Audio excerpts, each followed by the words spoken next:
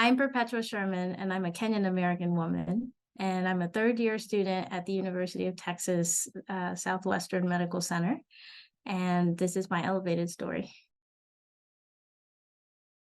When I was growing up, I really wanted to be a pharmacist, and that was starting from like the second grade. I feel like a lot of it was because influence from my mother, because that's what she is.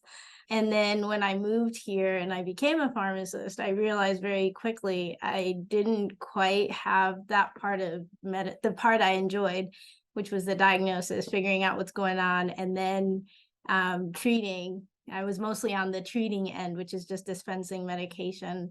And I don't know, it left a longing in me. Now, about 2014, I started working in a hospital, and my interaction there with the patients, with the physicians, and also just how much I got to do kind of started making me want to switch over. And then eventually after a lot of decision making, decided to apply to med school in 2020.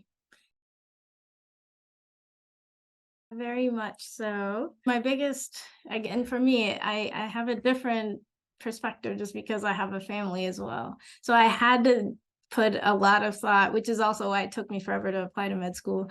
I had to put a lot of thought into how is this going to impact, because I would have to stop working.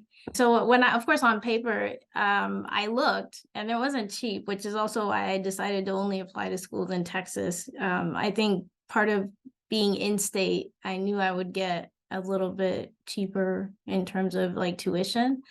And then factoring in housing, that would definitely have to now start coming from my husband, which was a bigger burden than I expected. But the other problem that I've run into, which I didn't anticipate, was even with the fact that I've already paid all this tuition, to go through my classes to understand material, I've had to buy a lot of like outside resources, and they are not cheap. I keep counting, and I can tell you I've spent, I would say, almost $5,000 already within just the 2 years. I'm in healthcare, and I know that we are taught to treat everyone the same. There's a very implicit bias is still a thing. It doesn't matter how educated you become. And that was something that even I encountered just with my own personal health issues.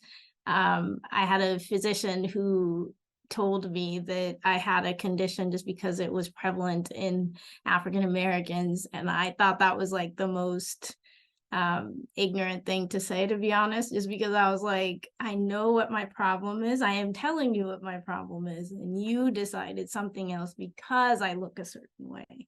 And it took going to a physician who looked exactly like me for her to hear me out and treat me, and now I don't have the problem.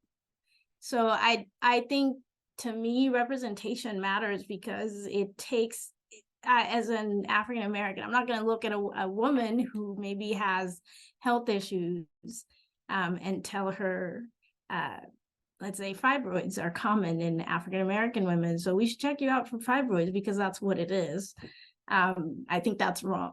I think your workup should be full, and then if you get to the fibroids, then it is what it is. But don't assume that that's what it is just because of the way I look.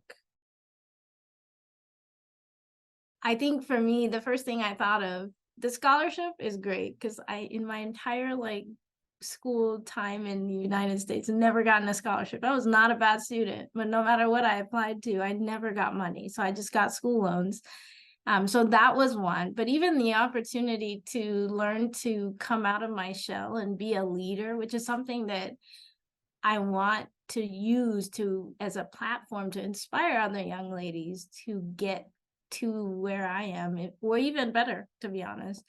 I feel like I can't get there if I can't get rid of my, I guess, public speaking fear, or my just general self-doubt or imposter syndrome, if you will. So that's really, for me, I think, just the fact that I have all those tools within ElevateMeD, that it's amazing. to the donors, to pretty much anyone who's made ElevateMeD a possibility, I want to say thank you. Thank you from the bottom of my heart for giving me the opportunity to, more than anything, inspire my girls. Because when they learned that I got the scholarship, that was the first time my oldest said she will work hard and apply for scholarship to go to college. And that was, oh, I'm getting emotional, I'm sorry. It was amazing. I was very happy. So because of that, thank you. Thank you very much.